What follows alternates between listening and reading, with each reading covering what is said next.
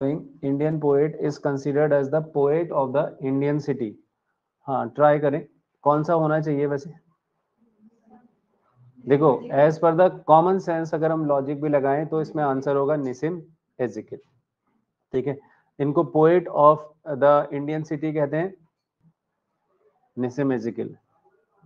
और इसके अलावा जो इनकी इंग्लिश है भाई, उसको हम कहते हैं बाबू अंग्रेजी। क्या कहते हैं? बाबू अंग्रेजी। बहुत ही इंपॉर्टेंट फ्रेज है जो इनके लिए पूछा जा सकता है, बाबू अंग्रेजी।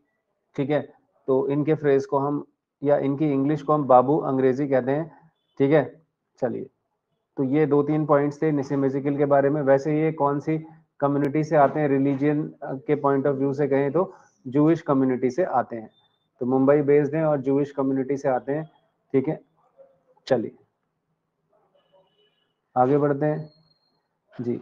सभी साथियों का स्वागत है, कुछ पुराने साथी भी जुड़ रहे हैं, आप सब लोगों का भी स्वागत है। आई थिंक गरिमा शाह और भी बहुत सारे बच्चे जुड़े हैं, आप सब लोगों का वेलकम अगेन टू केजे है। ठीक है, चलिए हम लोग आगे बढ़ते हैं। One of the following statements is not true of Kamala Das and her poetry. Kamala Das के बारे में 3 पॉइंट्स ट्रू हैं और एक गलत है, तो कौन सा इसमें गलत होना चाहिए? ठीक है, देखिए यहाँ पर इसका आंसर होगा डी। सारे बच्चे देखना है यहाँ पर थोड़ा ध्यान से। ठीक है, हिपोक्रेसी और करप्शन को पब्लिक लाइफ में दिखाती है उनकी पोएम्स। ठीक है, she is a conformist. Conformist is wrong. Conformist means मैंने बताया था ना, ये FOR वाला है, ये CONFIR FOR दोनों बताए थे कि नहीं? ठीक है, FOR वाला क्या होता है? जो रिलीजियस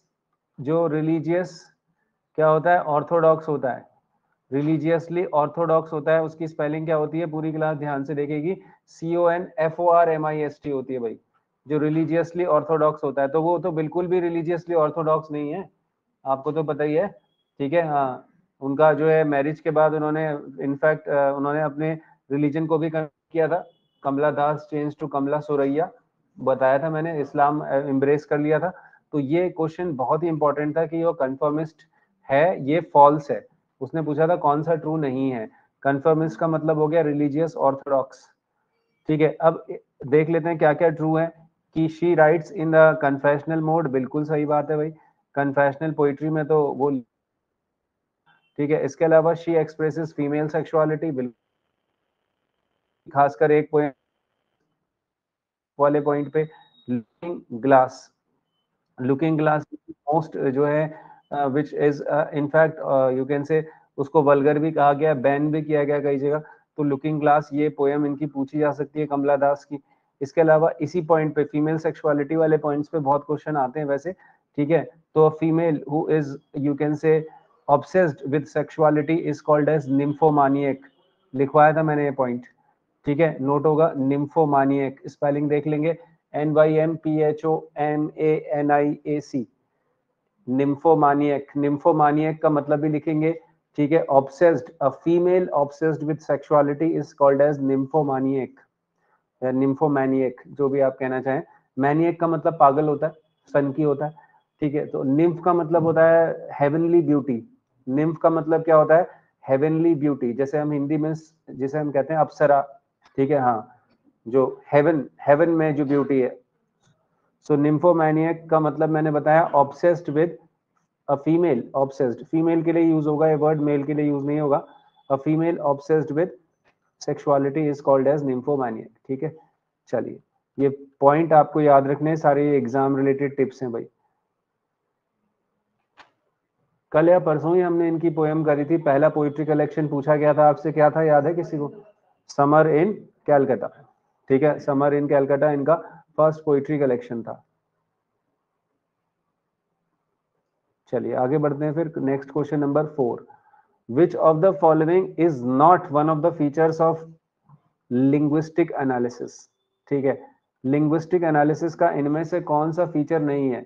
देखो, सिंटैक्टिक मतलब सिंटैक्स से संबंधित ये फीचर है। फोनोलॉजिक साउंड से संबंधित, लिखते भी रहना, ये साउंड से संबंधित होता है, ये भी एक फीचर है। मॉर्फोलॉजिक पता है किसी को? मीनिंग से संबंधित। morphology is related to meaning, this is also a feature. Rhetorics is not a feature, it is a feature of literature. Rhetorical is a feature of literature, ठीक है, बताया भी तो था, बताया था कि नहीं, ठीक है, हाँ, literature is the basic purpose of literature क्या था, रिटरिकल था, रिटोरिकल था, आर्ट ऑफ परसुएशन था, वही वाला आंसर है इसमें। उसने लेकिन क्या पूछा है, लिंग्विस्टिक एनालिसिस का कौन सा फीचर नहीं है, तो ये तो लिटरेचर का फीचर है ना, तो रिटोरिकल इज द आंसर, ठीक है।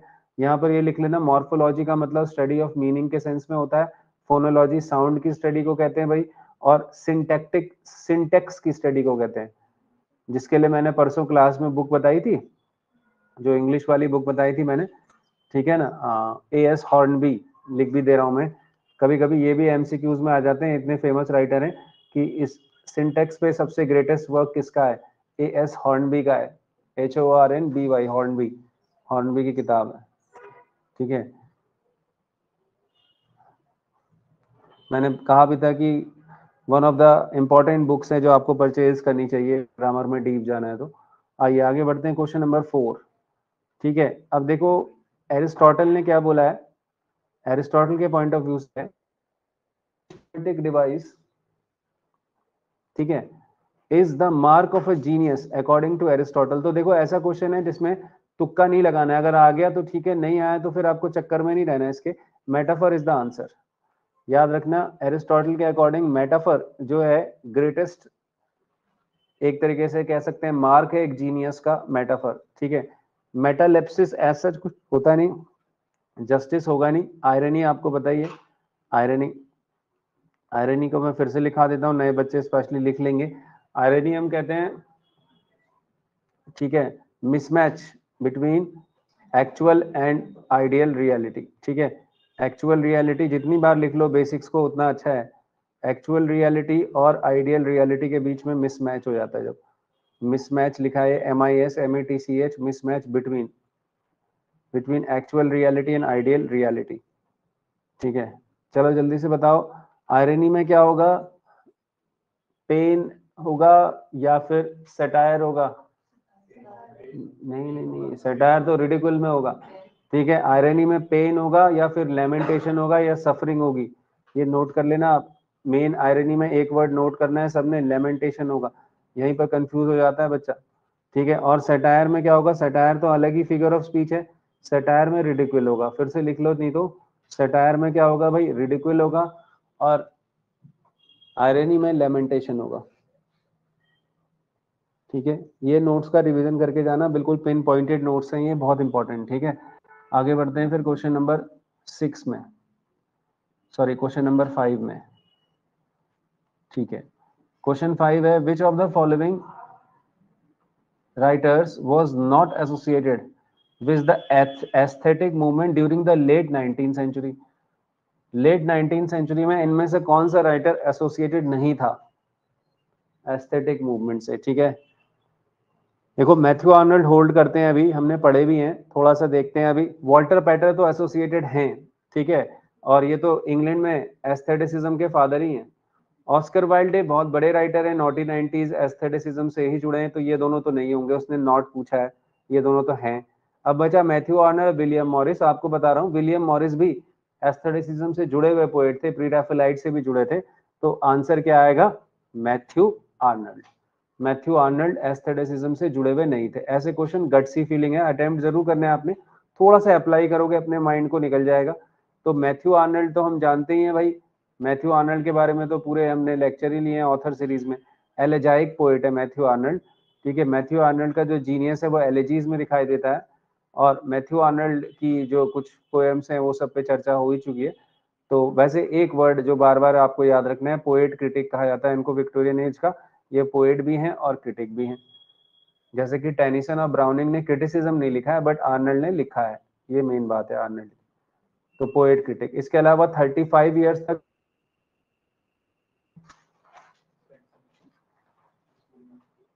हाँ, he was a school inspector, ठीक है, he was a inspector of schools भी कह सकते हैं आप। ये बहुत ही इंपॉर्टेंट पॉइंट है, मैं बता रहा हूँ आपके एग्जाम्स में आ सकता है, inspector of schools for 35 years he worked in this profession. यहीं से कहते हैं ना इनकी कल्चर को लेकर समझ बढ़ गई थी, क्योंकि इन्होंने इंग्लिश एजुकेशनल सिस्टम को देखा था और कल्चर क्या होता है इंग्लैंड का उसको पूरा एब्जॉर्ब किया था। चलिए चलिए चलिए आगे बढ़ते हैं क्वेश्चन नंबर 6 में फटाफट। हाँ जी, greatest man of a little age, क्या जबरदस्त क्वेश्चन है भाई। किसको कहा गया है ग्रेटेस्ट मैन, लेकिन लिटिल एज का, ये कराया है मैंने पहले। हाँ इसमें ट्राई करें बच्चे। कौन कर रहा है ट्राई? कौन सा नहीं होगा 100%? कौन सा 100% नहीं होगा, चलो ये बताओ। चार्ल्स सेकंड 100% नहीं होगा, क्योंकि वो ग्रेटेस्ट मैन तो थे ही नहीं, लिटरेचर से मतलब नहीं था। अब मिल्टन, ड्राइडन और पोप, ठीक है। देखो अब ऐसा है ना, पोप हाइट में छोटे थे बस, लेकिन वो लिटिल एज है ना। ग्रेटेस्ट मैन ऑफ, उसने ये नहीं कहा little man of a great age, उसने कहा है greatest man of a little age, age उनकी छोटी होनी चाहिए। तो देखो मिल्टन 17th सेंचुरी बहुत बड़ी एज से आते हैं, और पोप 18th सेंचुरी बहुत बड़ी एज से आते हैं, तो ये दोनों नहीं होंगे। ठीक है, आंसर आया हमारा ड्राइडन। रेस्टोरेशन एज को छोटी एज कहा गया ना, इसमें बहुत ज्यादा डेवलपमेंट नहीं हुआ है। नोट करना, अच्छा क्वेश्चन है, बहुत अच्छे क्वेश्चन, इनको पूरी लाइन बाय लाइन याद कर लो आप। Greatest man of a little age, restoration age के थे, तो आंसर है जॉन ड्राइडन को कहा गया greatest man of a little age. Answer online वालों को भी ठीक लग रहा है भाई, इंपॉर्टेंट क्वेश्चंस हैं ये सारे। ठीक है, greatest man of a little age. चलिए आगे बढ़ जाते हैं। हाँ ये सारे टेस्टिंग क्वेश्चंस हैं, कहीं से भी ये नहीं है, आपको बहुत सोच के इसमें आंसर देना है। अब देखो अमेरिकन लिटरेचर से आ गया क्वेश्चन कि what was the original title of Hemingway's, है ये थोड़ा सा यहाँ पर HEMING हो जाएगा, हेमिंगवेज। ठीक है, हेमिंगवे का ओल्ड मैन एंड द सी का ओरिजिनल टाइटल क्या था? हाँ कोई ले रहा है?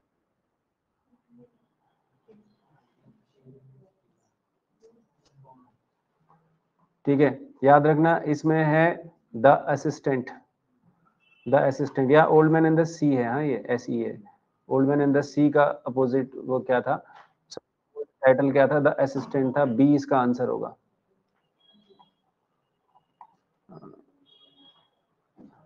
जिनको सी लग रहा था उनके लिए बता रहा हूँ।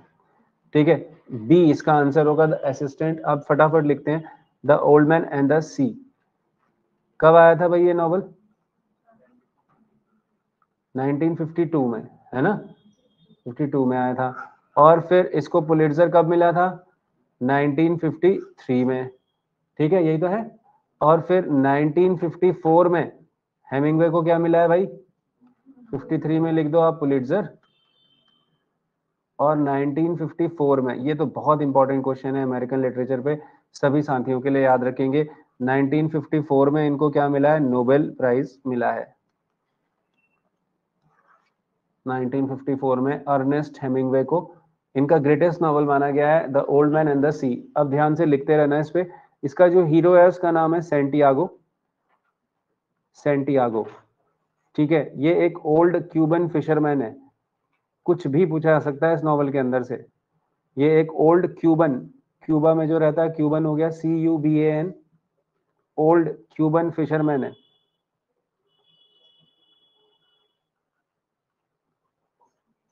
फिशरमैन, ठीक है। और इसमें जो सबसे बड़ी बात है कि ये जीसस क्राइस्ट को रिप्रेजेंट करता है, इसलिए इसके लिए एक और वर्ड यूज करते हैं हम। अमेरिका का जो सिंबोलिज्म, सिंबोलिस्ट हीरो होता है उसको कोड हीरो, क्या कहते हैं? Code hero. तो नोट होगा ये word, code hero. Code hero note कर लेना, अमेरिका के सिंबोलिस्ट हीरो को कहा जाता है। सेंटियागो को कोड हीरो कहा गया, और किसको रिप्रेजेंट करते हैं इसमें? जीसस को, जीसस क्राइस्ट को रिप्रेजेंट करते हैं। ठीक है, और ये अमेरिका की सबसे बड़ी थीम को दिखाते हैं, ध्यान से सुनना। अमेरिका की जो सबसे बड़ी थीम है वो क्या है? Conflict between man and nature. क्या है? Conflict between man and nature. ठीक है, मैन और नेचर के बीच का जो कन्फ्लिक्ट है उसको अमेरिका की सबसे बड़ी रिकरिंग थीम माना गया है। ठीक है, मैन बड़ा है कि नेचर बड़ा है, उसमें हमेशा ये है। इस वर्क को कई बार इसकी तारीफ भी हुई है, कई बार इसका मैंने बताया कि क्रिटिसिज्म भी बहुत हुआ है, क्योंकि इसमें एंटी नेचर एक व्यू पॉइंट रखा गया है।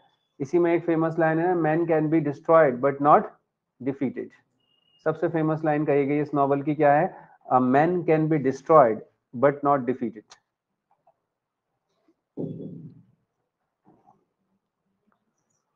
A man can be destroyed but not defeated.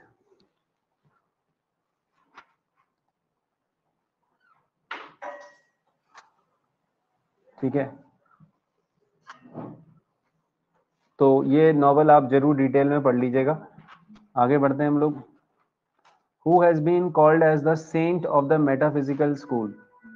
ठीक है, अब देखना इसमें जब ऐसा वर्ड आएगा ना सेंट, तो आपको इससे बचना है। ऐसे क्वेश्चन को क्यों शामिल किया मैंने, 90% बच्चे जॉन डन कर देंगे, जॉन डन नहीं है इसमें। ठीक है, हाँ वो सेंट नहीं है मेटाफिजिकल स्कूल के। जॉन डन की पोइट्री में तो बहुत ज्यादा एक तरीके से रेबल का फीचर भी है ना, तो ये आउट हो गए। अब Henry Vaughan Abraham Cowley Herbert, Cowley ने कभी भी ऐसे कोई पोइट्री नहीं लिखी थी जो रिलीजियस थी बहुत ज्यादा। तो अब हेनरी वॉन और जॉर्ज हर्बर्ट, आंसर है जॉर्ज हर्बर्ट। जॉर्ज हर्बर्ट को left hand of John Donne भी कहा जाता है, जॉर्ज हर्बर्ट, नोट करेंगे। इनकी जो एक पोएम मैंने अपने नोट्स में भी लिखाई थी, फिर से लिख लेना, ईस्टर विंग्स। कौन सी है, ईस्टर विंग्स, जॉर्ज हर्बर्ट की पोएम है ईस्टर विंग्स। क्या कहा जाता था इस पोएम को, typographical poem. It's called as the first example of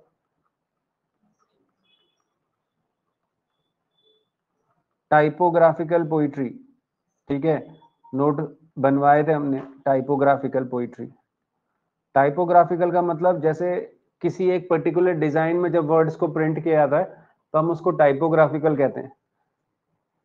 first example of typographical poetry, इसको पैटर्न पोइट्री भी कहते हैं गाइस। क्या कहते हैं, पैटर्न। नोट करते रहना, है नाम कुछ भी पूछ लेगा आपसे यू सेट में, एलटी में। पैटर्न पोएम भी कहते हैं, या फिर मैंने क्या बोला है इसको, कॉन्क्रीट पोएम भी कहते हैं। क्या कहते हैं, concrete,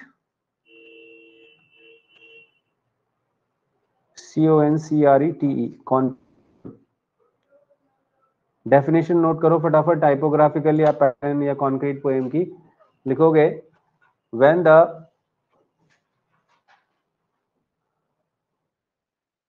are printed in a certain pattern on the page. When the words are printed in a certain pattern on the page. Word are printed in a certain pattern on the page.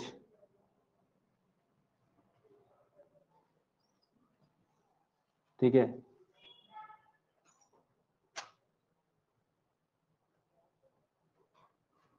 तो यहां पर ये clear हो गया। अब ये Saint, मैंने क्यों सेंट या यहाँ पर क्यों कहा गया सेंट इनको, क्योंकि पोइट्री थी बहुत ज्यादा, क्या थी इसमें, रिलीजियस एलिमेंट्स थे। रिलीजियस एलिमेंट्स इनकी पोइट्री में जॉन डन से भी ज्यादा। मैंने एक पॉइंट और बता रहा हूं ना, इनकी पोइट्री में वर्क याद रख लेना बस। इनका एक ही वर्क है, steps to the temple. The temple करके भी है इसी में एक पोएम, टेम्पल याद रखना है आपने, steps to the temple, Herbert की पोएम है।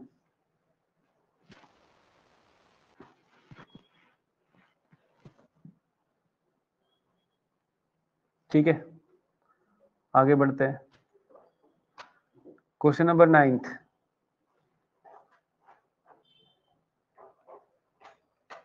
Who among the following writers was not born in India. अच्छा क्वेश्चन है, हाँ क्या कर रहे हैं भाई इसमें आंसर, कोई बात नहीं, गलती होगा, कोई गलत से नहीं घबराना है, आंसर ट्राई करना है। हाँ बताएं, ऑफलाइन में EM फॉस्टर कह रहे हैं, यहाँ पर भी आंसर डी भी कह रहे हैं, कुछ सी भी कह रहे हैं। देखिए भाई, मैंने बताया था रुडयार्ड किपलिंग तो पैदा ही हुए हैं इंडिया में ना। ठीक है, इसका आंसर बिल्कुल सही है डी। EM फॉस्टर जो है इंडिया में पैदा नहीं हुए हैं। इन्होंने इंडिया पर बेस्ड नॉवल जरूर लिखा है, ठीक है ना, हाँ, पैसेज टू इंडिया, बट ये इंडिया में पैदा नहीं हुए EM फॉस्टर।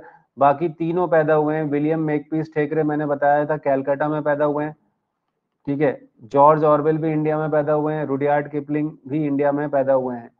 ठीक है, ये तीनों जो हैं इंडिया में पैदा हुए हैं, ये आपने याद रखना है। जॉर्ज ऑरवेल वही एनिमल फार्म वाले, ठीक है, और 1984 वाले जॉर्ज ऑरवेल। और रुडयार्ड किपलिंग तो आप लोग जानते हैं, रिवीजन करा रहा हूँ, इन्होंने क्या लिखा है भाई, एक बहुत फेमस नॉवल लिखा है किम। क्या लिखा है, किम। और इसके अलावा द जंगल बुक इनका बहुत फेमस शॉर्ट स्टोरी कलेक्शन है, ठीक है। इसके अलावा इन्होंने एक बहुत ही इंपॉर्टेंट या कह सकते हैं कंट्रोवर्शियल टर्म कॉइन किया था, व्हाइट मैन्स बर्डन। क्या किया था? White man's burden. फटाफट लिखते रहना, ये कॉपी रिवीजन कर लेना एग्जाम से पहले, काफी चांसेस हैं कि सारे क्वेश्चन यहीं से फंसेंगे भाई। व्हाइट मैन्स बर्डन, ठीक है, ये बहुत इंपॉर्टेंट टर्म था इन्होंने जो कॉइन किया था, आगे शायद एमसीक्यूज में कहीं क्वेश्चन भी है इसमें, ठीक है। व्हाइट मैन्स बर्डन, जिसमें इन्होंने बोला था कि पूरी दुनिया को जो चलाने की जिम्मेदारी है, मॉरल रिस्पॉन्सिबिलिटी, वो व्हाइट मैन के शोल्डर्स पर है। एक तरीके से ऑफेंसिव वर्ड माना गया है। और इसके अलावा सबसे इंपॉर्टेंट बात है वो तो यही है कि ये फर्स्ट ब्रिटिश है to win Nobel prize. Year बता दो जल्दी से। Yes, 1907, first British to win Nobel in literature, ठीक है। जो सबसे इंपॉर्टेंट पॉइंट है इनके बारे में, 5 स्टार पॉइंट तो यही है, is the first British to win Nobel prize in literature and the year is 1907, very important।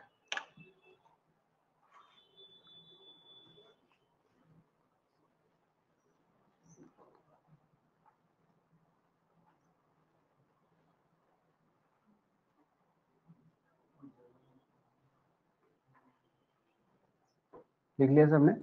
Question number 10। हाँ, इनकी पोएम एक इफ भी थी, बिल्कुल। चलिए आइए देखते हैं, क्वेश्चन नंबर 10 है, इन अ मेटाफोरिक वर्ड। देखो ये थोड़ा सा टेक्निकल क्वेश्चन है। जैसे वो ये कहना चाह रहा है कि जैसे मैंने एक लाइन बोली, क्वेश्चन को समझ लेते हैं पहले, थोड़ा क्वेश्चन नहीं समझ में आएगा। जैसे अगर वो बोलता है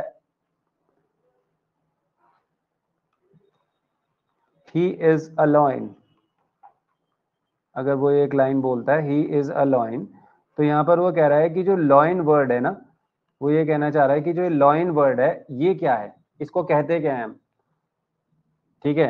तो अब ऑप्शन दे रहा है वो, ट्रोप कहेंगे इसको। मेटाफर तो यहाँ पर इस सेंटेंस में लॉयन वर्ड यूज हुआ है ना, टेनर कहेंगे, रजिस्टर कहेंगे या व्हीकल कहेंगे, तो हम इसको कहेंगे व्हीकल। व्हीकल मतलब जो वो word as a vehicle, as एक माध्यम के तौर पे, मेटाफर के माध्यम के तौर पे यूज किया जाता है, तो उसको हम टेक्निकल लैंग्वेज में, खासकर अमेरिकन यूज करते हैं फिगर ऑफ स्पीच में, इसको व्हीकल कहते हैं। तो यानी कि आप अपनी कॉपी में नोट लिख लो, इसका आंसर डी लिख लो, और बस इतना सा नोट मार दो फटाफट कि मेटाफर को ही हम व्हीकल कहते हैं। जो मेटाफर वर्ड होता है जो यूज किया, क्या कहते हैं? व्हीकल। अब जब इससे जो मीनिंग निकलता है, जैसे मान लो इसका मीनिंग निकला, लॉयन का मीनिंग अगर मान लो ब्रेवरी को दिखा रहा है, ही इज अ लॉयन, मतलब अगर वो ब्रेवरी को दिखा रहा है तो ये इसका मीनिंग है। तो जो मीनिंग निकलता है उसको कहते हैं टेनर। ये भी नोट कर लेना, दोनों पूछ सकता है। जो मेटाफर का मीनिंग निकलता है उसको टेक्निकल लैंग्वेज में क्या कहते हैं हम? टेनर कहते हैं भाई, TENOR। याद रखना है ये आपको।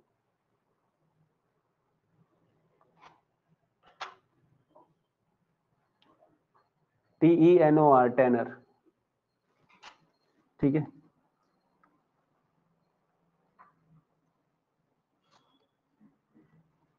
हाँ ठीक है, ऑरवेल बिहार में पैदा हुए हैं, इंडिया में?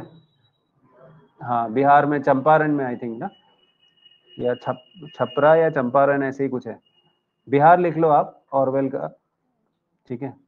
जॉर्ज ऑरवेल का इंडिया लिखाया था ना खाली, उसमें बिहार भी लिख लो आप। चलो ये आ गया question. Keats in his odd on Grecian earn closely examines. अब ग्रेशियन अर्न हमने पढ़ी है मोर और लेस सबने, इसलिए मैंने इंक्लूड किया। Issues related to social order, human follies, state of changelessness and permanence, या नेचुरल किंगडम। हाँ ट्राई करो। देखो बिल्कुल, इसमें ओड ऑन ग्रेशियन अर्न जो है कन्फ्लिक्ट दिखाता है इटर्नल ब्यूटी और जो है टेम्पररी लाइफ, इसके बीच में। मैंने बताया था कि नहीं उस समय भी कि कीट्स का यही पॉइंट आपको याद रखना है। देखो उसी को घुमा घुमा के पूछेगा एमसीक्यूज में, तो आंसर सी होगा बिल्कुल। किस किस को दिखाता है? एक तो चेंजलेसनेस का मतलब क्या होता है? कोई चीज जो परमानेंट, एक तरीके, हाँ, चेंजलेसनेस मतलब जो चेंज नहीं होता, ठीक है, परमानेंट ही हो गया। और परमानेंस, तो ग्रेशियन अर्न किसको दिखाती है? आप यहाँ पर लिख सकते हैं कि इमॉर्टल ब्यूटी को दिखाती है, तो वही तो हो गया चेंजलेसनेस, इमॉर्टल ब्यूटी को दिखाती है। और किसको दिखाती है? और आर्टिस्ट को दिखाती है। ये भी बताया था मैंने कि आर्टिस्ट जो है मॉर्टल है, नश्वर है, नाशवान है, और जो कला है वो कभी भी नहीं मरती। तो वही चीज है इमॉर्टल ब्यूटी और मॉर्टल आर्टिस्ट का कीट्स बार बार दिखाते हैं। आगे बढ़ते हैं गाइस, क्वेश्चन नंबर 12 में। भाई बहुत इंपॉर्टेंट क्वेश्चन, ठीक है, one of the very important questions है, इंपॉर्टेंट यहां भी लिख दिया मैंने।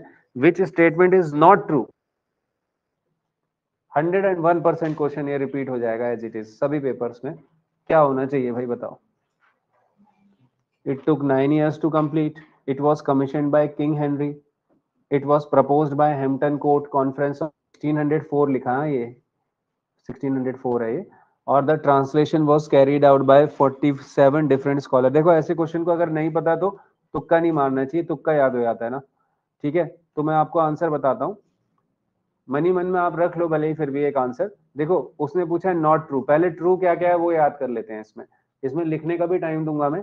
देखो सबसे पहली बात कि 47 डिफरेंट स्कॉलर्स ने इसको बनाया था, बिल्कुल याद रखना, तो शॉर्ट में ये लिख भी लेना अपनी कॉपी में, ठीक है। अब आते हैं ए वाले पॉइंट में, it took 9 years to complete, बिल्कुल सही बात है, लगभग 9 साल लगे हैं इसको कंप्लीट होने में, ठीक है। हाँ, अब बी और सी में से देखो अगर आपने थोड़ा सा भी दिमाग लगाया तो आपको पता है कि 1604 या 1603 में कौन आ गया था इंग्लैंड का किंग? किंग जेम्स वन कहा गया ना इसको, England king James one of England कहा गया इनको, ठीक है। अब वो क्या कह रहा है कि it was commission by King Henry, सही है क्या है बात? बिल्कुल गलत है, तो इसीलिए आपका B is the correct answer, ठीक है, that is B is incorrect. और बाकी चीजें लिख लो अपनी कॉपी में प्रॉपर नोट बना के। ये वाला पॉइंट बिल्कुल नया है कि हैम्पटन कोर्ट के कॉन्फ्रेंस में, कब हुई थी ये कॉन्फ्रेंस? 1604 में, ये पूछ लेगा अब, वहां पर प्रपोजल रखा गया था इसका। कुछ बच्चे कहते हैं सर 1604 में हुआ तो 1611 में आ गया, तो 9 साल कैसे हो गए? तो वही है कि उन्होंने 4 को भी काउंट किया, 11 को भी काउंट किया है। अगर 4 और 11 दोनों को काउंट करके ले लोगे आप तो 11 हो जाएंगे, तो 9 हो जाएंगे, है ना, ये है बात।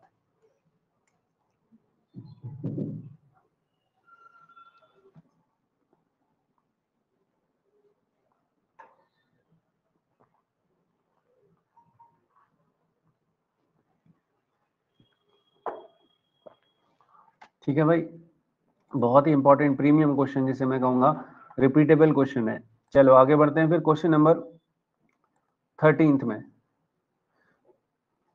भाई आ गया क्वेश्चन तगड़ा, which of these writers did not commit suicide? हाँ, ऑफलाइन में ऑनलाइन में ट्राई करें जरा, किसने नहीं करा था?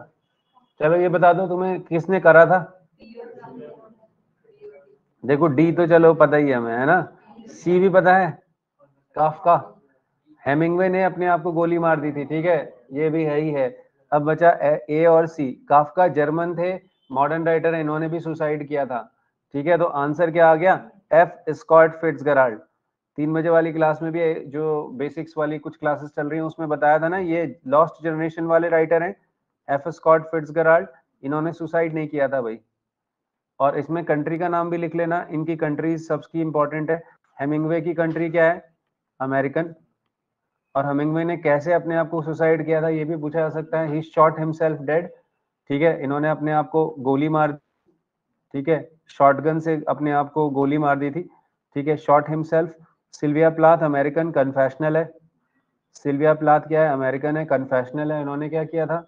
बर्न्ड हरसेल्फ, ठीक है। और काफका का मुझे नहीं पता है कि सुसाइड कैसा रहा था काफका, लेकिन कंट्री का नाम बता देता हूं मैं आपको, जर्मन थे। और काफका का एक वर्क जो आपको सभी को, इवन एलटी में भी याद होना चाहिए सबको, एक तो जर्मन थे ये, 2-3 पॉइंट्स लिखो फटाफट काफका पे। और एग्जिस्टेंशियलिस्ट, एक मूवमेंट, अपने अस्तित्ववाद, एग्जिस्टेंशियलिज्म, ठीक है, लेक्चरर वालों के लिए इंपॉर्टेंट टॉपिक है एग्जिस्टेंशियलिज्म, उससे रिलेटेड थे। और इनका एक वर्क है जो ओविड ने भी लिखा था ना, वही टाइटल इन्होंने भी लिखा है, ओविड अपना, है ना, मेटामॉर्फोसिस वाले, मेटामॉर्फोसिस, ठीक है, ये आगे।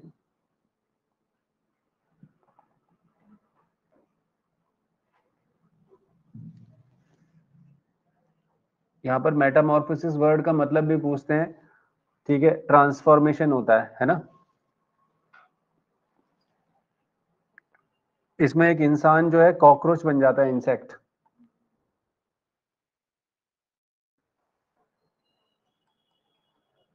क्वेश्चन नंबर 14 में आओ फटाफट। के बारे में निराज सी चौधरी ने कहा था कि he will be read by everyone who wants to know not only British India but who wants to know not only British India but also timeless India। ठीक है, तो अब यहाँ पर ये इसमें फैक्ट है, इसमें कोई तुक्का नहीं मारना है, ठीक है। निराज सी चौधरी के बारे में बताता हूँ। इन्होंने लिखा था एक work, the autobiography unknown Indian. पहले तो ये नोट कर लेना, 1 नंबर का क्वेश्चन है, बहुत ही इंपॉर्टेंट। इसको ग्रेटेस्ट ऑटोबायोग्राफी भी कहा जाता है इंग्लिश में इंडिया में। The autobiography of an unknown Indian, one liner आ रहा है लगातार। The autobiography of an unknown Indian, ठीक है।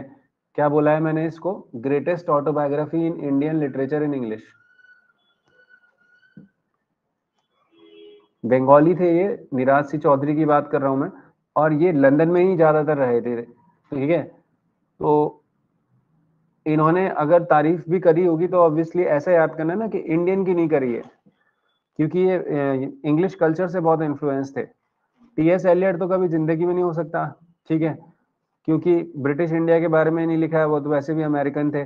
प्रेमचंद का कोई ऐसा मतलब नहीं है ना, ठीक है। अब बचा रविंद्रनाथ टैगोर, रुडयार्ड किपलिंग। इसमें आंसर याद रखना किपलिंग है। किपलिंग की तारीफ करी है इन्होंने। किपलिंग ने जंगल बुक लिखा था ना, उसमें टाइमलेस इंडिया की बात करी है इन्होंने। तो आंसर है रुडयार्ड किपलिंग।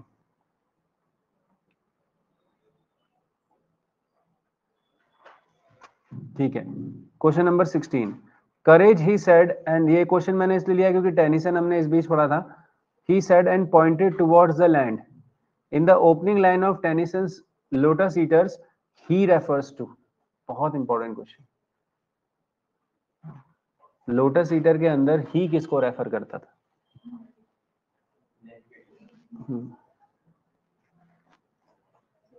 देखो याद रखना इसमें ना, ये बहुत इंपॉर्टेंट क्वेश्चन है ये, क्योंकि ये टेनिसन से तो वैसे भी आ रहा है सभी एग्जाम्स में। देखो याद रखना, यूसेट वाले जो लोग कर रहे हैं, आंसर इसमें ट्राई करें। क्वेश्चन नंबर 15,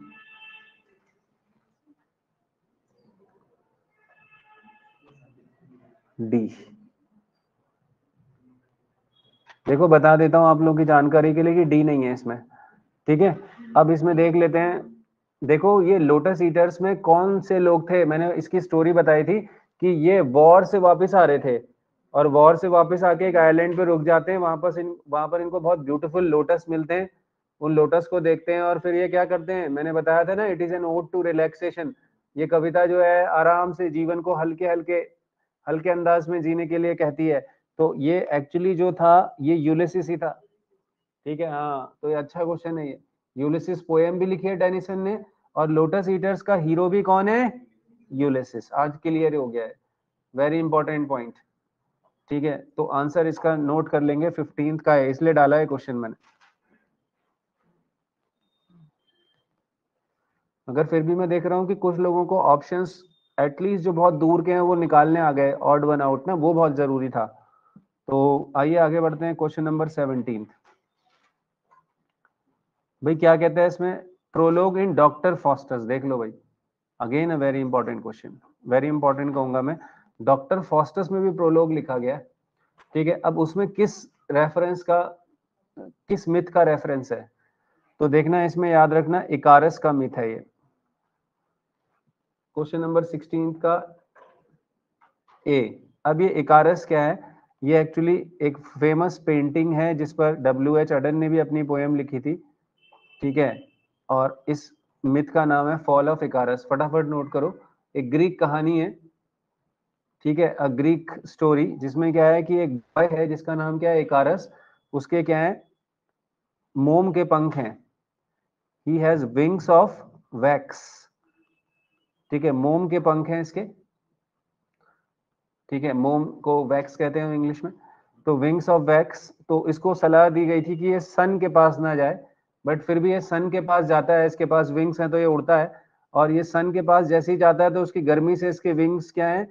जल जाते हैं, या फिर हम कह सकते हैं कि मेल्ट आउट हो जाते हैं, पिघल जाते हैं, और फिर ये हेडलॉन्ग गिरता है, ठीक है, सर के बल गिरता है और उसकी डेथ हो जाती है, ही फॉल्स हेडलॉन्ग। तो ऐसा भी क्वेश्चन आता है कि ग्रीक मिथ में कौन सी कहानी में एक कैरेक्टर आकाश से गिरता है और सर के बल गिरता है। हेडलॉन्ग का मतलब आप लिख देना सर के बल, उल्टा गिरता है। ठीक है, तो हेडलॉन्ग गिरता है और and he dies, so that is the myth of Icarus. ठीक है, ये क्यों ऐसा करना चाहता था, इसको मना किया गया था फिर भी, क्योंकि ये क्या था, एम्बिशियस था और ये चाहता था कि ये ये देखना चाहता था सूरज के पास जाके। अब इसको कंपेयर कर लो डॉक्टर फॉस्टस से, तो डॉक्टर फॉस्टस की स्टोरी में भी जो हीरो है वो क्या है, एम्बिशियस है कि नहीं, he wants to know the world, he is intellectually a renaissance man. ठीक है, चलिए, तो ये क्लियर हो गया। क्वेश्चन नंबर 17 पे आते हैं फटाफट। बहुत इंपॉर्टेंट क्वेश्चंस हैं ये सारे। डॉक्टर जॉनसन ने अपनी जब डिक्शनरी लिखी, पहली बात तो कब लिखी थी ये डिक्शनरी, 1755 में। कब लिखी थी भाई, 1755 में। बहुत ही इंपॉर्टेंट है ये डिक्शनरी ऑफ डॉक्टर जॉनसन कहा जाता है। तो इन्होंने कहा था कि वो इंग्लिश लैंग्वेज को 3 इयर्स में फिक्स कर देंगे। फिक्स मतलब सही कर देंगे, या फिक्स का मतलब टू करेक्ट है, करेक्ट कर देंगे। ठीक है, यानी कि जब डिक्शनरी में लोगों को वर्ड्स के मीनिंग पता हो जाएंगे तो अपने आप ही लैंग्वेज इंप्रूव हो जाएगी। ठीक है, तो किसको ऐसा लिखते हुए कहा था इन्होंने, तो ये आपको याद रखना है कि इन्होंने ये इनके जो पेट्रन थे ना उनको लिखा था। पेट्रन इनके थे लॉर्ड चेस्टरफील्ड, लॉर्ड चेस्टरफील्ड को लिखा था इन्होंने। तो इनके जो पेट्रन थे, पेट्रन आपको पता है फाइनेंशियल हेल्पर को कहते हैं हम, फाइनेंशियल सपोर्टर को कहते हैं पेट्रन।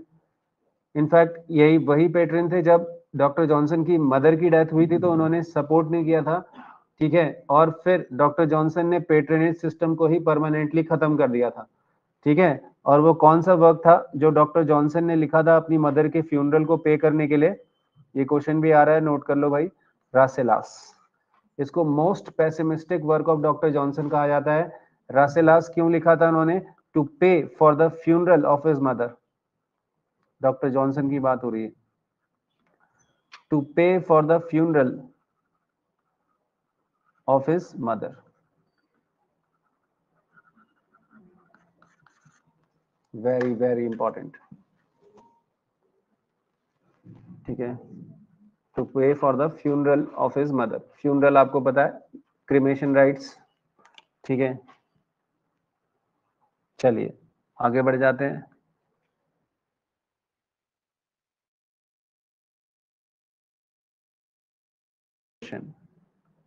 वालों के लिए इंपॉर्टेंट है, एलटी वालों के लिए ये टॉपिक का नाम नोट कर लेंगे, दलित लिटरेचर। ऐसा नहीं है कि उनके लिए नहीं है, यूसेट वालों के लिए तो स्पेशली बहुत इंपॉर्टेंट है। एलटी वालों के लिए क्यों है, क्योंकि एलटी में एनसीईआरटी में दलित लिटरेचर के राइटर्स को रखा है उन्होंने, जैसे बामा वगैरह। तो अब यहाँ पर कोई ट्राई कर रहा है इसमें, बिल्कुल। देखो इसमें एक आपको याद रखना है ना, ओम प्रकाश वाल्मीकि का जूठन याद रख लेना आप, बहुत ही इंपॉर्टेंट है दलित साहित्य में। और ये टॉपिक का नाम क्या नोट करोगे आप, 18th में दलित लिटरेचर में आ जाएगा। बहुत इंपॉर्टेंट टॉपिक है हमारे इंडियन लिटरेचर के अंदर में। तो फर्स्ट का डी तो किसमें है भाई, ए ऑप्शन में ही है। फर्स्ट का डी यानी कि ओम प्रकाश वाल्मीकि का जूठन है। शरण कुमार लिम्बले साहब का क्या आउटकम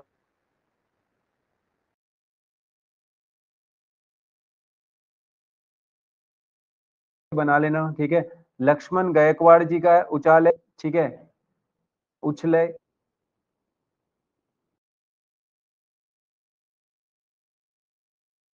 स्टोरी ऑफ माई बड़े का है 10, लिख लें आप शॉर्टकट। हाँ,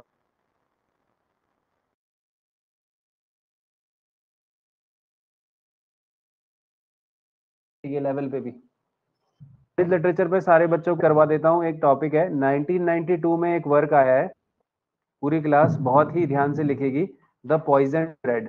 क्या कहा गया है इस वर्क को, द पॉइजन ब्रेड। भारत में दलित साहित्य को लेकर चेतना की जागृति का काम इस वर्क ने किया। ये एक कविता की एक क्या है, संग्रह है, काव्य संग्रह है, द पॉइजन्ड ब्रेड। ठीक है, इसके जो एडिटर थे, बहुत ही इंपॉर्टेंट है, इसके एडिटर कौन थे, अर्जुन डांगले। नोट कर लेंगे सारे बच्चे, Arjun editor of this very important anthology. क्या कहते हैं ऐसे काव्य संग्रह को, एंथोलॉजी कहते हैं ना। तो इसको कहते हैं first anthology of Dalit poetry in English in India. First anthology of Dalit poetry, ठीक है। ये वैसे कभी भी नहीं आता टॉपिक, एमसीक्यू करने का ये फायदा है, जितने भी साइड टॉपिक्स हैं वो इकट्ठा हो जाते हैं। First anthology of Dalit poetry in English in India, ठीक है। 1992 द पॉइजन्ड ब्रेड, अर्जुन डांगले। और एनसीईआरटी वाले जो हमारे एलटी के साथी हैं वो क्या लिखेंगे, इसमें कौन है हमारे, इसमें बामा, नोट कर लेंगे बामा, ये रिवीजन हो रहा है, बामा BAMA, बामा इनको अफेक्शनेट कहते हैं, वैसे इनका कुछ बड़ा सा नाम है। ये कहाँ की हैं, हाँ कहाँ की हैं ये, तमिल, तमिल क्रिश्चियन दलित फेमिनिस्ट, तमिल भी हैं क्रिश्चियन भी हैं फेमिनिस्ट भी हैं। 4 पॉइंट आ गए, कुछ भी पूछ लेगा। Bama is called as Tamil Christian Dalit feminist, फटाफट नोट करेंगे, तमिल क्रिश्चियन दलित फेमिनिस्ट।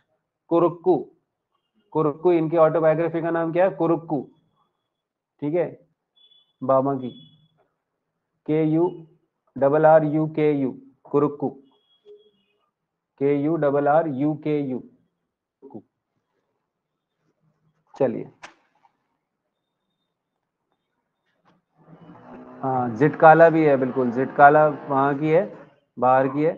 आते हैं the 19 the basic units of study in syntax are.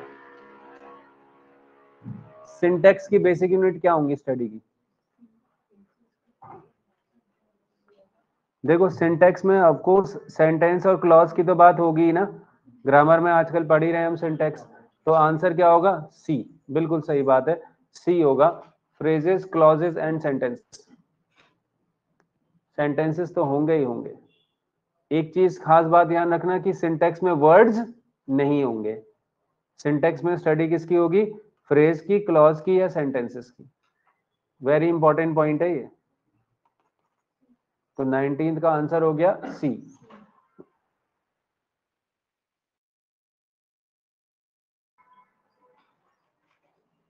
Question number ये आ गया, टॉपिक का नाम नोट करो, रेस्टोरेशन ड्रामा, टॉपिक का नाम नोट कर लो, रेस्टोरेशन ड्रामा। ये ड्रामेटिस्ट हैं और उनके प्लेज हैं, ठीक है। इसमें एथर्ज से याद करना आसान रहेगा, एथर्ज, सी इसका आंसर है, ठीक है। फरकाहर का थोड़ा सा डिफिकल्ट रहता है, तो सेकंड का सी कर लो आप, she would if she could, एथर्ज का, ठीक है। और विशरले का है द कंट्री वाइफ, क्या है, द कंट्री वाइफ। और फरकाहर का क्या है, द रिक्रूटिंग ऑफिसर। और फिर कॉलेज सीबर का क्या है, द केयरलेस हस्बैंड, नहीं, हाँ ठीक है, कॉलेज सीबर का द केयरलेस हस्बैंड। आप इसमें टॉपिक का नाम क्या नोट करोगे, रेस्टोरेशन ड्रामा। ये कॉमेडी ऑफ मैनर्स वाला टॉपिक है, इतना आपको पता होना चाहिए, कॉमेडी ऑफ मैनर, जिसमें अपने कॉन्ग्रीव थे ना, Congreve way of the world वाले, ठीक है, वो है, हाँ।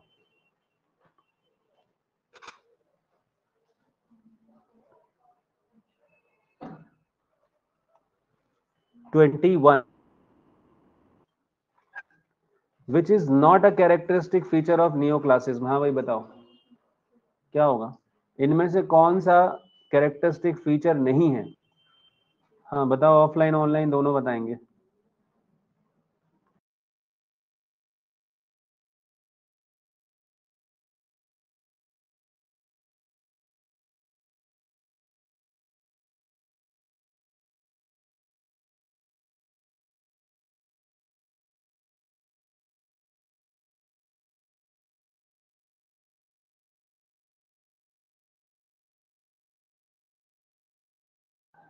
देखो इसका आंसर होगा ऑब्वियसली डी, बिल्कुल।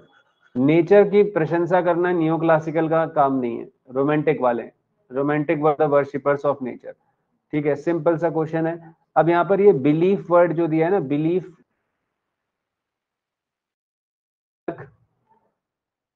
रीजन की बात तो करते ही थे नियो क्लासिकल, एडहेरेंस मतलब फॉलो करना, गोल्डन मीन, गोल्डन मीन का मतलब, लिखन मीन का मतलब क्या था नियो क्लासिकल में, ठीक है, मतलब ना बहुत ज्यादा अच्छा ना बहुत ज्यादा बुरा, ठीक है। तो गोल्डन मीन का मतलब यहाँ पर क्या है, बैलेंस्ड, बैलेंस्ड व्यू पॉइंट, औचित्य विचार चर्चा सुनी होगी आपने अगर करा है वर्क तो। औचित्य क्या है इस वर्क का, ठीक है, मतलब जैसा हमारा ठीक है अनुसार भाषा का प्रयोग, ये कहता है डेकोरम। ठीक हो गया। Question number 22, match the following. हाँ ये तो इजी है, अगर आपने थोड़ा सा भी करा है तो। डी लग रहा है इसका आंसर, ठीक है, डी इज द आंसर। भाई सिमिली क्या है, impatient as the wind, as का यूज कर रहा है। मेटाफर क्या है, हर्ट्स, नहीं बी का one, heart's best treasure, heart का बेस्ट ट्रेजर जो है वो मेटाफर का मतलब क्या होता है, खजाना।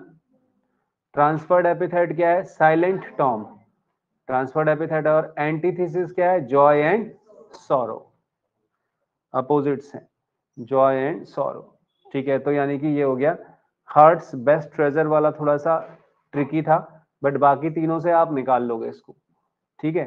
23 में आते हैं, ये भी इंपॉर्टेंट क्वेश्चन है, ये आपका है मूवमेंट्स, लिख लेना है कौन से टॉपिक से उठाया है मैंने, मूवमेंट्स। मूवमेंट्स का ये वाला क्वेश्चन इंपॉर्टेंट होता है, हाँ मूवमेंट है और इस तरफ इनके फाउंडर्स या मेंबर्स के नेम है। चलो अभी मॉडर्न तुम लोगों को नहीं पढ़ा है इस बार वाले बैच में, लेकिन ब्लूम्सबरी मॉडर्न ग्रुप का ही था और वर्जीनिया वुल्फ उसकी इंपॉर्टेंट मेंबर थी, तो यहाँ तो बी से 1 निकल गया। अब बी का 1 तो सभी जगह है, चलो कोई नहीं। फिर उसके बाद फिर हार्लेम रिनेसा, देखो हार्लेम अमेरिका की अश्वेतों की क्रांति है, इसका मेंबर था Langston Hughes.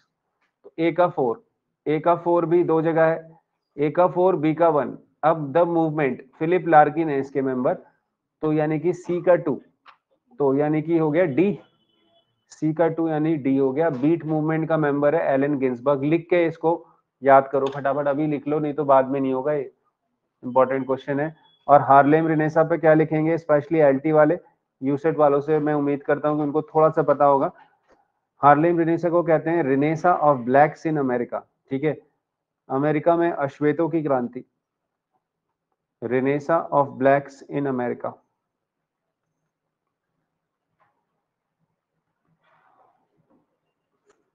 Renaissance of blacks in America ये कब आया था, 1920s और 1930s में आया था। हार्लेम रिनेसा आया कब था, 1920s और 1930s में। लैंगस्टन ह्यूग्स इसके बहुत बड़े मेंबर थे, पिलर थे।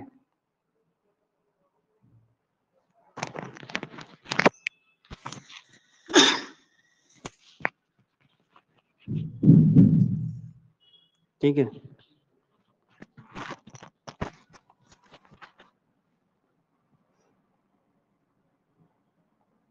नाइनटीन ट्वेंटीज स्लैश 30s लिखा है मैंने, हार्लेम रेनेसा। ब्लूम्सबरी मैंने क्या बताया, मॉडर्न पोएट्स, मॉडर्न पोएट्स थे, वर्जीनिया वुल्फ इसकी मेंबर है।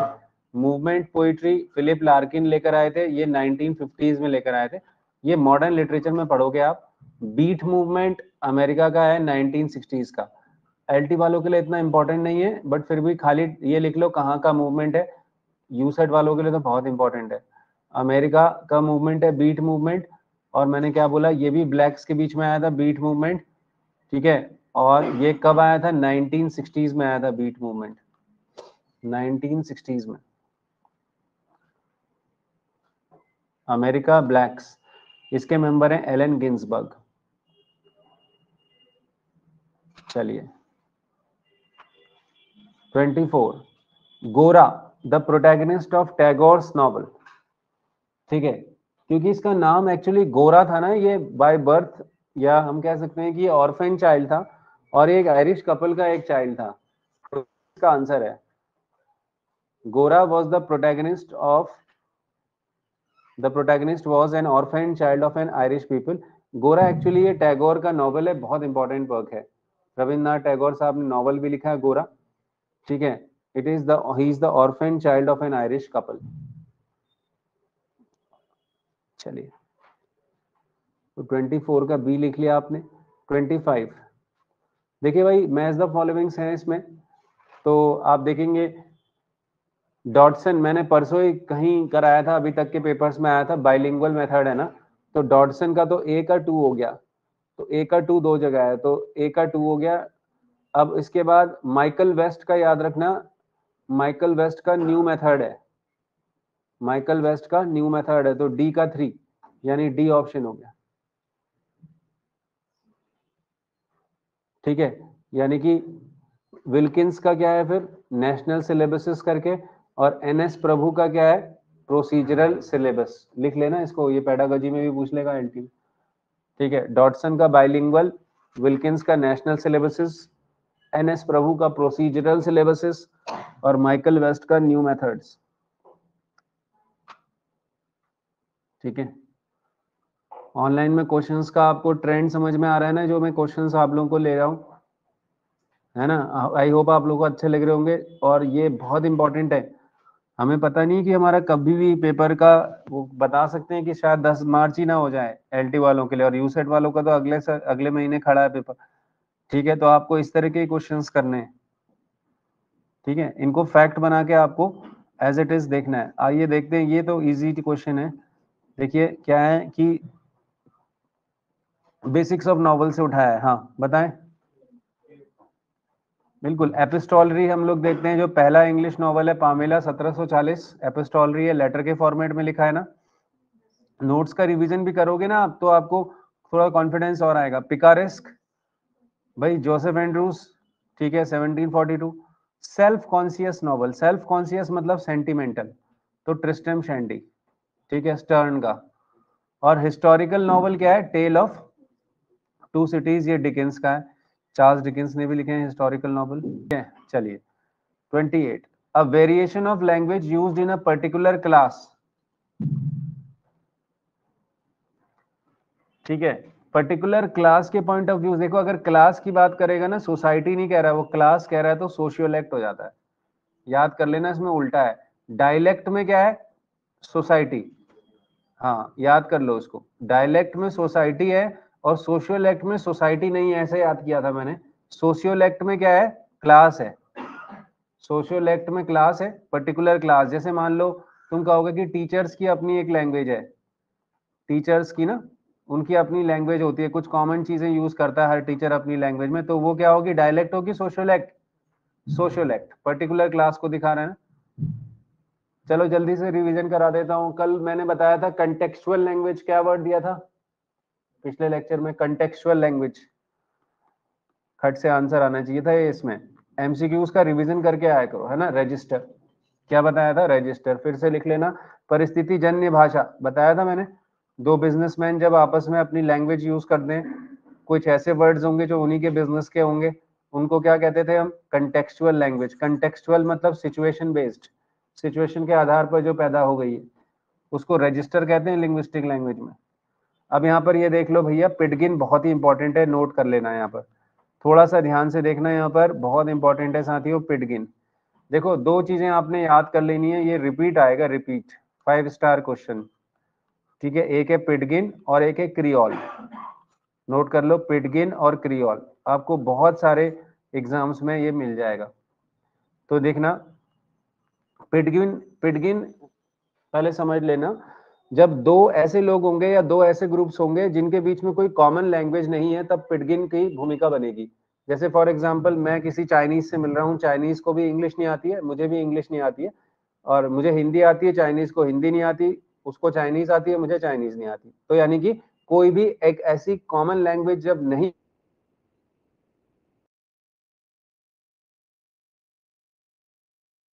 ग्रुप्स या लैंग्वेज बोलने वाले बीच में, तब क्या पिडगिन बनती है। ठीक है, अब ऐसी शब्द और अपने बीच में इन मेकिंग पूरी बनी नहीं हुई, बनी नहीं है, बन रही है, तो हमने कुछ कुछ उस चाइनीज वर्ड डाल दिए अपनी बोलचाल में, कुछ हिंदी के वर्ड मैंने डाल दिए, तो ऐसे करके हमने एक दूसरे को समझाने के लिए जो एक लैंग्वेज जो डेवलप करी, उसको हम क्या कहते हैं भाई, पिडगिन कहते हैं। अब ये कई सालों तक, मान लीजिए सालों तक क्या हुआ कि फिर वो व्यक्ति वो मर गया, उसकी जनरेशन आई, अगली जनरेशन, उसने भी उन वर्ड्स को डेवलप किया, तो फिर वो लैंग्वेज सॉलिड बन गई।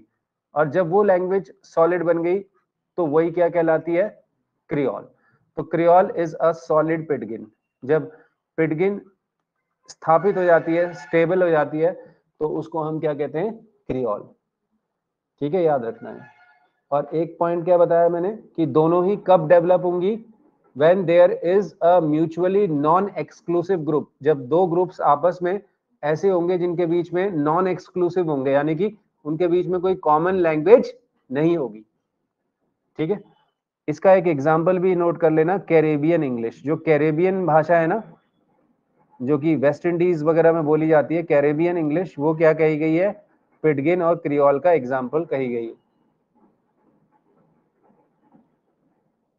कैरेबियन इंग्लिश, इसमें CA सिंगल आर होगा, डबल नहीं होगा, CARIBBEN। ठीक है, कैरेबियन इंग्लिश को क्या कहा गया, पिडगिन या क्रियोल। इतना बहुत है अभी। ठीक है, आगे बढ़ते हैं, क्वेश्चन नंबर 29। हाँ जी, फटाफट बताएं। नेगेटिव कैपेबिलिटी, राइटर की एबिलिटी है to look at the darker side of experience, to avoid imitation of others, to merge himself with the tradition, to keep out his self from his writing. बताओ, जिनने एक बार पहले भी practice कर ली है, थोड़ा बहुत पढ़ा है, बताओ। हाँ, ट्राई करो।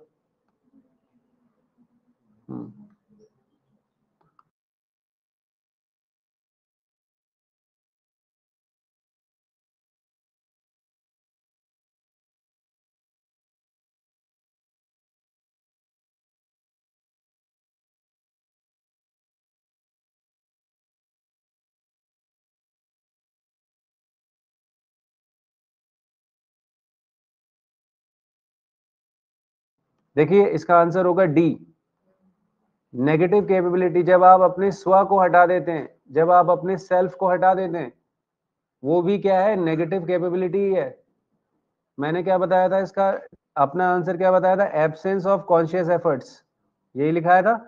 कॉन्शियस का मतलब क्या है, सेल्फ, सेल्फ को हटा दो, टू कीप आउट, वही तो कह रहा है वो, एब्सेंस ऑफ कॉन्शियस एफर्ट्स। ठीक है, किसने दिया है टर्म, जॉन कीट्स ने।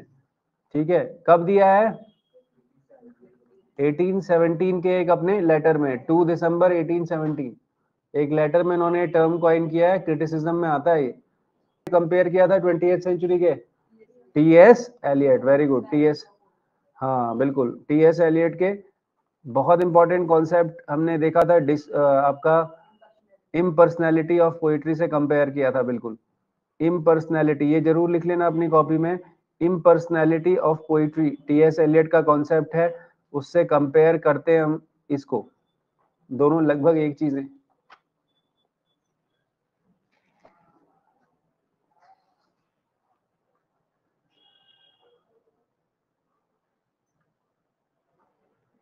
So let's come back to finally the last question, and the question is, which of the following essay is not written by Charles Lamb? Not written by Charles Lamb. ठीक है, याद रखना भाई, इसमें जो इसका answer है वो है ए।